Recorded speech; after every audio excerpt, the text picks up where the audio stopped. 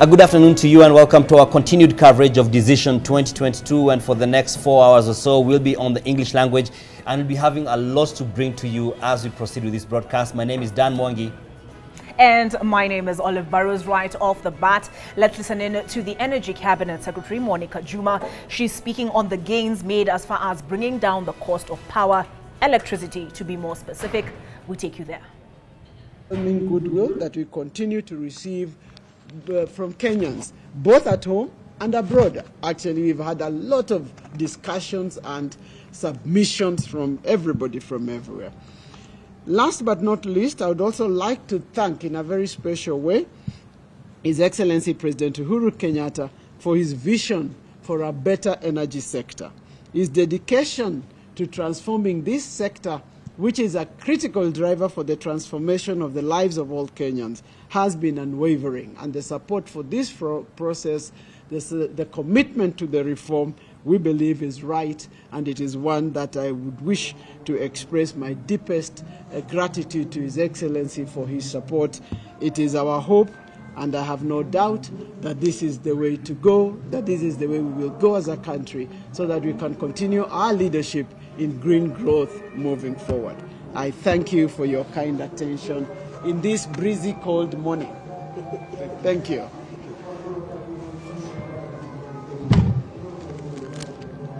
What is that? Campaign? Yeah, campaign. MCA for this area. I will take any questions or comments if we can compete with them. I'm not sure.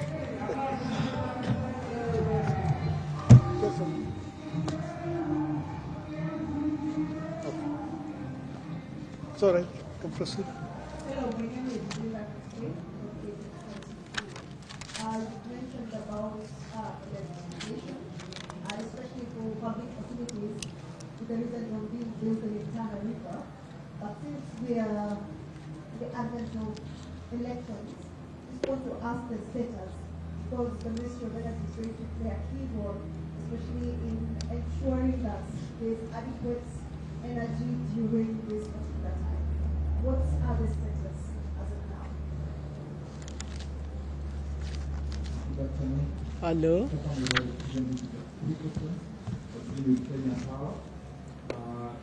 the recent report, Treasury and IMF, the recent review of our earlier program, there was a suggestion that the ministry is going to develop an action plan by the end of July in terms of how to support fiscal and also to support salary reform. I'd like to know when we should see that action plan, and perhaps some of the areas that action plan in the short term will be involved. My second question is with regards to the second tariff review for consumers. This is something that government has expressed might be unseen about it in the short term until power is stable. World Bank will also add in around April also suggested the same. Where does the ministry stand at the moment with regards to the part of the second tariff for consumers? Is this something that you give an answer? My last question would be on a ministry you are caretaker to, that's the Petroleum Ministry. I'd like to understand the areas that seen areas to manufacture from the fuel subsidy. I'd like to have a sense of how that stands and the payment plans that the ministry has. Okay. You will take the subsidy, will you? Okay, let me start and then I will let Kipto speak to... Kipto will speak to the subsidy, will you? Yeah, okay. Will you speak to KPLC? Yes. Okay. Let me speak to the first question around elections and power. You know, ordinarily I would not respond to political statements because I'm not in the political space, okay? Just to indicate that part of the national plan in delivering an election is to have infrastructure that supports that election, okay? Part of that infrastructure, as we all know, is power. So we are well aware of this role. It is something we are taking seriously, like any other role, yeah? And frankly, nobody needs to be reminded. So there should not be any worries. And I'm sure KPLC will just confirm this in time if there is any need for any confirmation. But this is not politics, it's what we do every day. Let me now give Kipto to speak to the subsidy. Yes? Thank you, Madam CS. Just to add on, in terms of reliability and quality of supply and service, that is one of our mandates as the regulator. We do monitor on a daily basis the power demand, the power output, the number of outages that we have in the country, and we do have an action plan, particularly for the next week and a half, 2 weeks, to ensure that there's reliability of the system going into the phase that the country is going into next week. Specifically on the subsidy, I believe your question was around where we are with that and how do we see it panning out.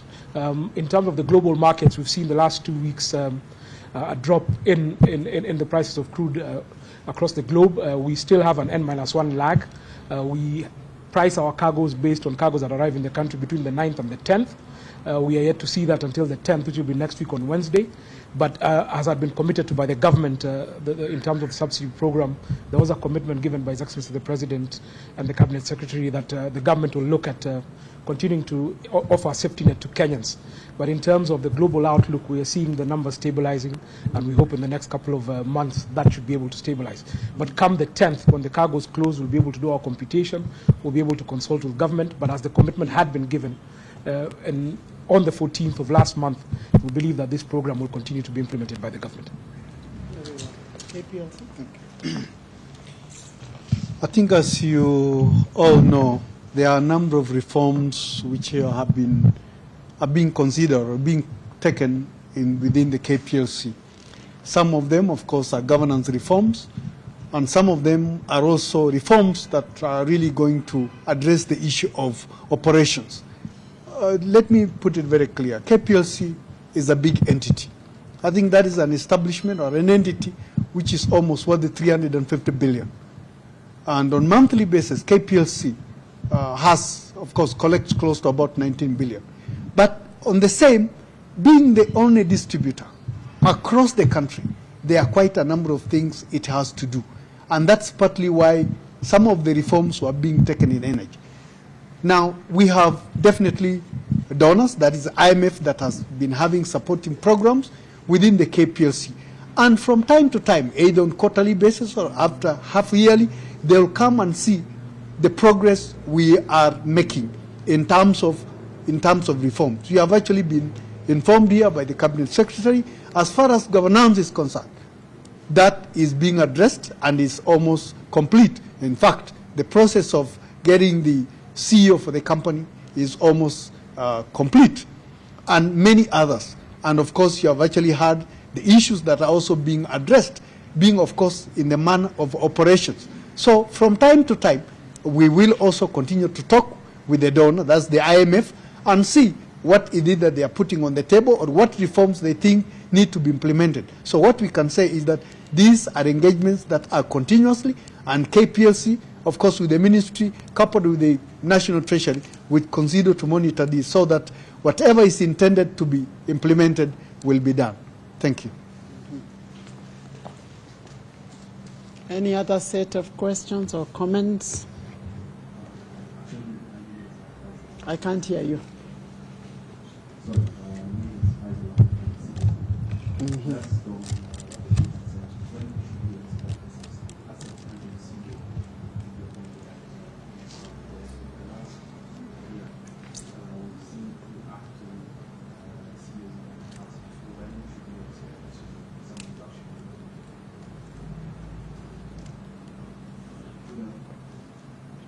Continue.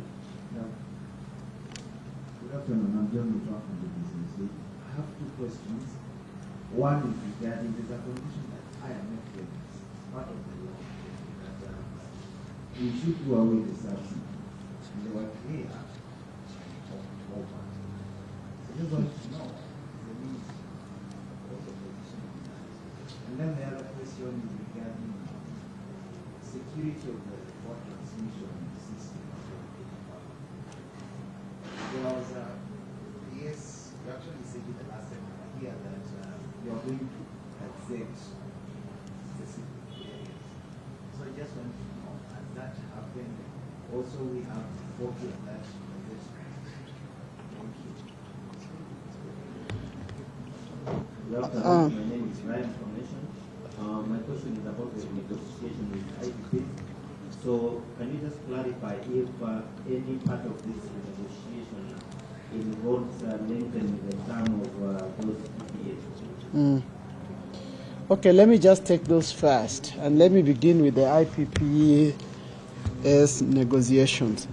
We are looking at every PPA singly, so there is no one, there is no one answer to all the negotiations. We are looking at very specific issues with each of the IPPs. So short of telling you with this one, this is what we are doing with that one, so we are varying things. Huh?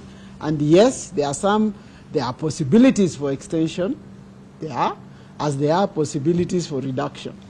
So everything is on the table.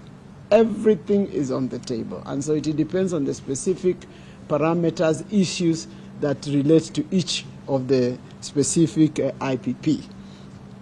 Suffice to say here, as I've indicated, I am very, very pleased with the progress of those negotiations, because we are actually receiving proposals on both sides. So it's not about directing the negotiations. It's about having conversations about how to reach an optimal point of agreement that responds to the objective. Our objective is that we deliver low-cost, sustainable power. That is the objective that we are tracking here, and that is the basis of the negotiation. So everything is on the table, and these negotiations are going very, very well. Actually, we are very pleased that we have concluded and closed the deals that I've spoken about here. So I can only see a trajectory of good news going forward as people become more comfortable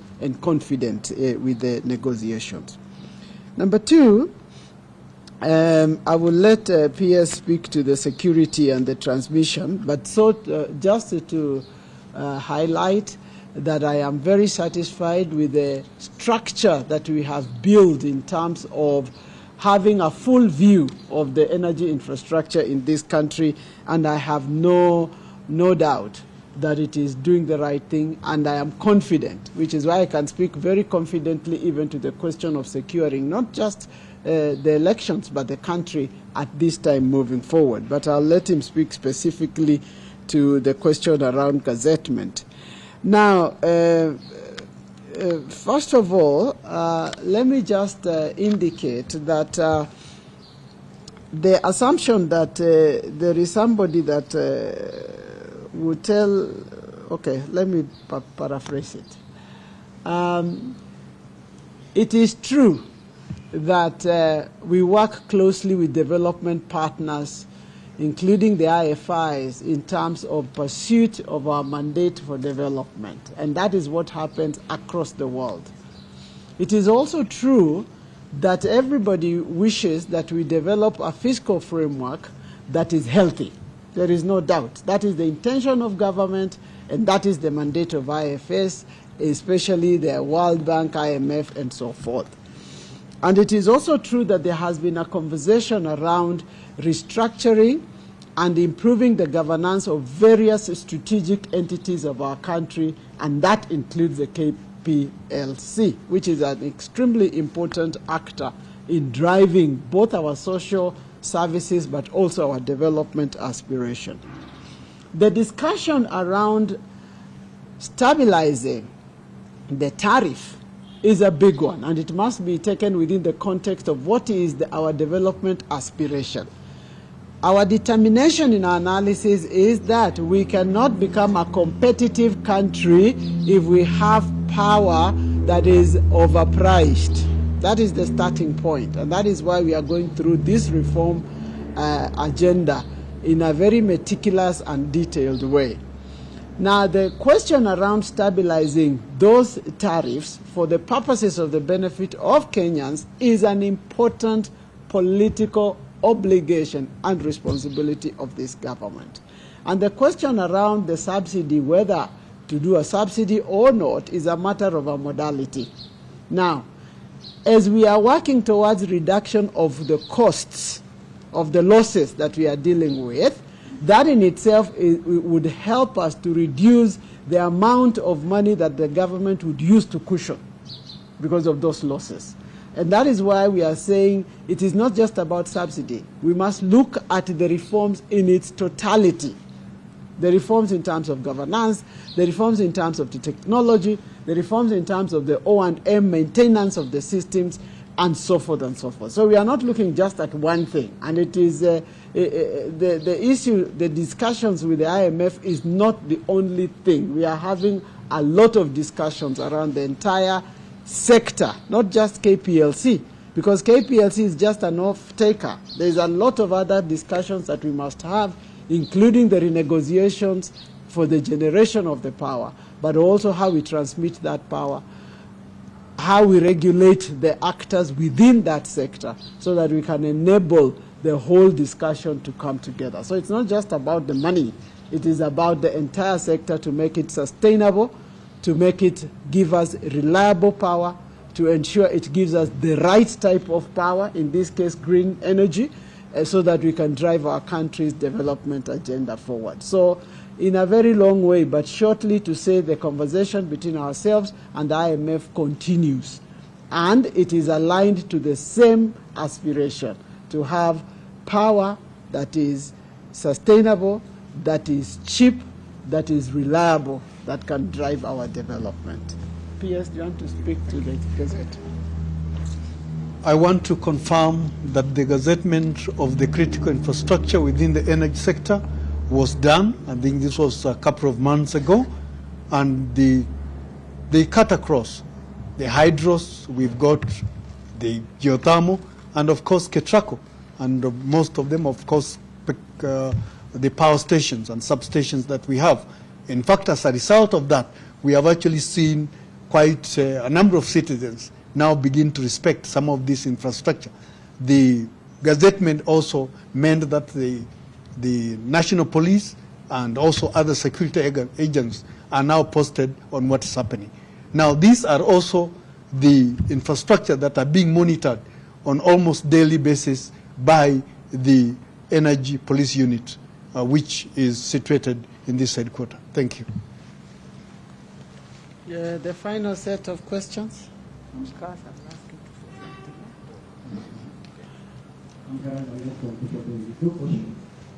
June, there was you launched distribution of subsidies LPG gases. How is the process? Why are they doing it? And we wish to know how much the government funded into the STEM project. Then the other question: manufacturers of the state solar power are going to push it for licenses to allow them to sell themselves power to the nearby community. What's EPRA's position on this? Okay, I will let EPRA respond to those two questions. Any other question? Thanks, David Hadley from Bloomberg News. Three questions. One, what is the tariff for the hydropower being imported from Ethiopia?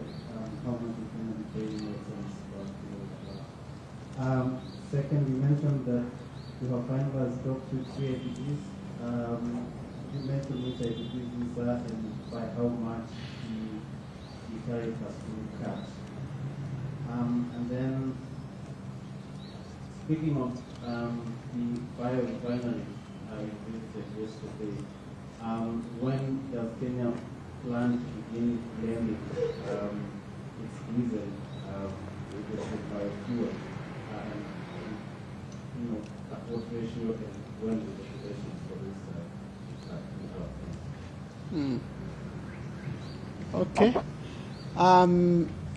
Yes, the last one. Again, no new questions, but I feel like two questions are not potential answered. Just ask us again. Yeah. The question people addressed was on the areas for the fuel subsidy. I think you mentioned the output. Yes, the output. And then I think this connects to something you just addressed, but just a part of it I felt that would be important to ask again. So for now, in the near to medium term, from Kenyans expect to see that further from. Okay. Are you taking about it? Okay. All right. Let me start with those two that you are claiming I didn't answer. I thought it was quite clear, and I thought I said it, that as we continue to negotiate lower tariffs, that will translate into reduction of tariff automatically, before we even say what percentage is it and things like that. So yes, Kenyans should expect that there will be reduction in tariffs going forward. But that's not the only, it's not just the tariffs. The introduction of technology and innovation that enables us to select and be in control of the choice we make, the amount of the energy that we need, when we need it, that in itself puts the power in your hand to lower your own tariff. So this is a process, it's multifaceted, it is going to continue.